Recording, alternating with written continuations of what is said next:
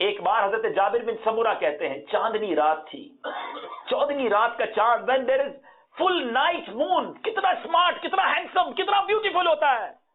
کہتا ہے 14ویں رات کے چاند میں باہر نکلا، میں نے دیکھا کہ 14ویں رات کا چاند کتنا بیوٹیفل ہے. کہتے پھر سوچا چلو اپنے آقا کو بھی دیکھتا ہوں، کمپیئر کرتا ہوں کہ 14ویں رات کا چاند خوبصورت ہے یا عرب کے چاند میرے آقا ہینڈسم ہے. کہتا ہے look towards the full night moon، میں نے 14ویں رات کے چاند کو دیکھا.